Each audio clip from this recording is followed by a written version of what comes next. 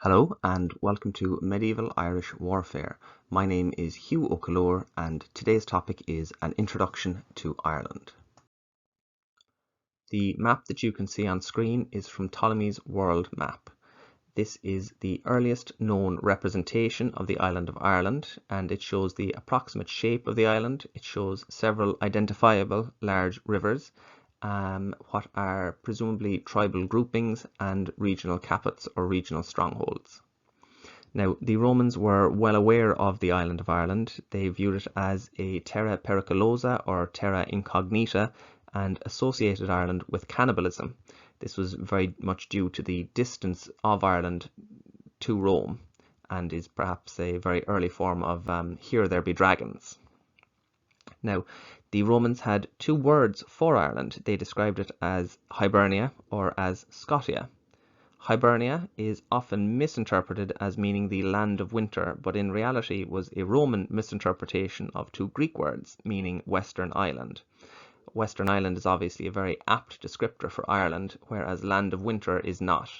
Irish weather, despite being very plentifully supplied with rain, is quite mild, and Ireland during the Roman period was not the land of Narnia, was not ruled by a winter queen, and we did not have a perpetual winter.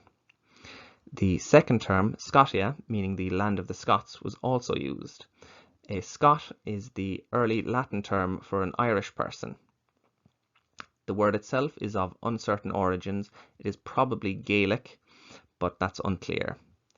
The Irish believed that the term Scotia had come from a Roman princess, an Egyptian princess, whose grave is found near Tralee in County Kerry. This story is given in Cor Anmon, the Fitness of Names, which is an early Irish text. Scotia's grave is near Tralee in County Kerry, as I mentioned. It's a lovely megalithic site, and if you're in the area, it is very well worth a trip. The Irish had several names for the island of Ireland. The three most popular ones during the medieval period were Éire, Banva and Fola. Now, I realise that what I'm saying and what's written on screen sound very, very different, but I'll explain. The IU diphthong in early Irish actually gives an E sound, so Éire. The BH in Banva, that gives a V sound. Occasionally it can give a W sound, but in this instance it gave a V sound, so Banva. And finally Fola, the DH gives an E sound, so Fola. These three names were three Tuatha De Danann sisters. The Tuatha De Danann were the people of the goddess, and the Tuatha De Danann lost control of Ireland to the Micmila. The Micmila, or the sons of Mill, were the ancestors of the Irish people, so the Irish believed themselves to be descendants of the Micmila. They referred to themselves as the Gael, and I'll discuss why in another video. The island of Ireland in modern Irish is known as Éire, and the poetic term Éireann comes from of Ireland. So an easy example is the President of Ireland is Uachtaráin na hÉireann, and Éireann is obviously a component of that. So approximately 20% of the island of Ireland was forested during the Roman period. Unfortunately, very little of that remains. The English made a point of cutting them down. The forests at the time would have been primarily oak and hazel, though alder, ash, birch, elder, Scots pine and yew trees would also have been prevalent. Now, the Irish had laws in effect to protect the woods and protect the trees. Some of these laws actually survive. The Fiobreha, the judgments of the woods, for example. A second group, the judgments of the neighbours, describes the economic value and utility of different types of trees. Now, the forests, despite their huge size, were not impenetrable bastions of nature. Instead, they were more like managed expanses. They could be maintained as borders between kingdoms. They could be used as resources for building materials. We built extensively from wood initially. The earliest churches were built from wood, high crosses were built from wood, and it was only after the Viking invasions that we began to build in stone because we got sick of them burning our stuff down. Now, the forests were also very valuable as grazing areas for some forms of livestock, particularly pigs, and the forests would have been food resources for people. Crops of cnomes, or mast in English, meaning nuts from the forest, were very, very valuable, and they are frequently a good harvest of mast is referenced as a source for celebration in the Irish annals. The very fact that Irish forests were so extensive means that they were very heavily tied with the military campaigns in Ireland. People could flee into the forest as a refuge during times of trouble, and the enemy armies attempting to attack an area could be ambushed in narrow passes in the forest, and it was a very valuable resource from that point also. Now, there are a plethora of names, place names in Ireland, which reference the fact that there would have been forests there at one time. Fethard means a highwood. That's a town in County Tipperary. Kildare, or the Church of Oak in Kildare, is another one. Derry itself comes from the in Northern Ireland. It means oak. The Galtee Mountains, it means the forested mountains. So when you speak a bit of Irish, you can spot where these places were. Now, the extent of the forests was enormous, as I mentioned earlier, and the earliest name for the island of Ireland was actually Inishnafuvi, meaning the wooded isle. Large areas outside of the forests were undrained, boggy, and unsuitable for use in agriculture due to the poor drainage. The English word bog actually comes from the Irish word bug, meaning soft. Now, much of the central Midlands were covered by extensive boglands, most notably the Moan Aluna, or the Bog of Allen. The Bog of Allen was a difficult terrain for invaders to cross, so again, valuable as a military resource. The Irish would have built their own settlements on the islands of drier land which emerged from the boggy areas, such as the Cnoc Aluna, or the Hill of Allen, which is shown in the picture there. And that is the purported site of Fionn McCool's army camp. Now, bog ground was not a wasteland. It had military value. It was also valuable as a resource for grazing livestock and for cutting fuel, turf. Turf is readily available from these bogs, and it probably represents a major reason why Irish forests survived so long. Turf was so easy to cut and burn for fuel that wood wasn't needed, although wood was of course also burned. Now, the bogs also provide a source of fuel, a source of food, in that crops of berries like cranberries and bilberries could be harvested from them.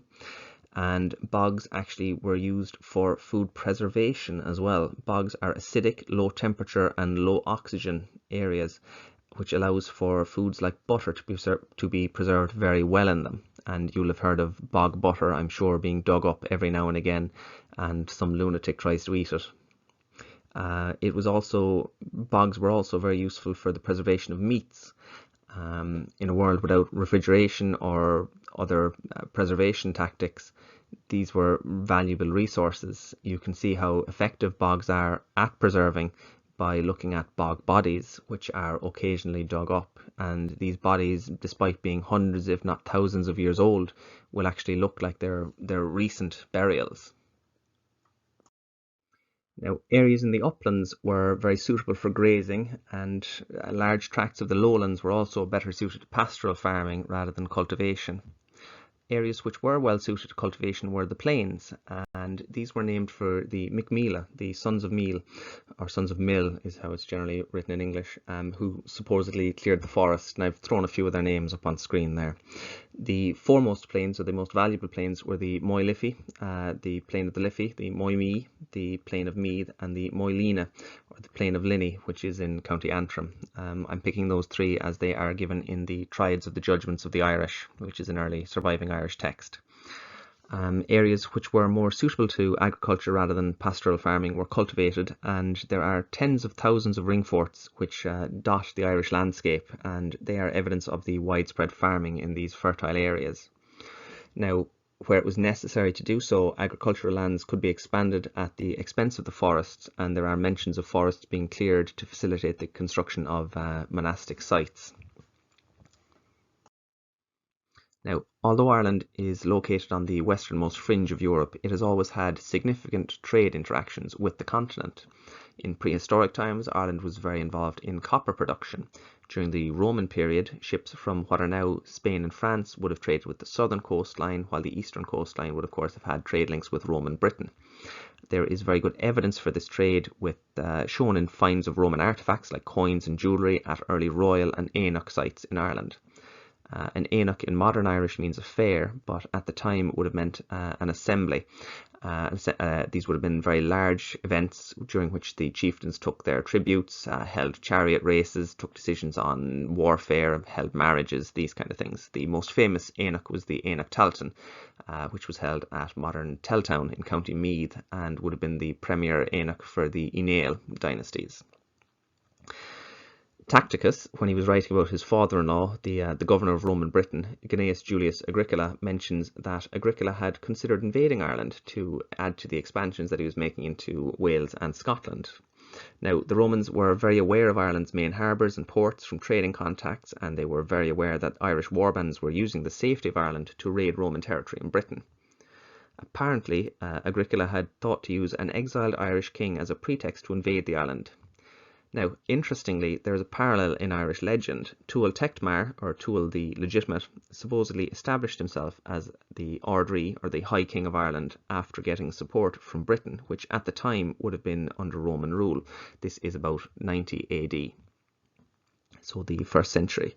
Now, the source for this information, the Leabhar Gabhla Héireann, the Book of the Seizings of Ireland, is a pseudo-history at best, but it may contain elements of truth.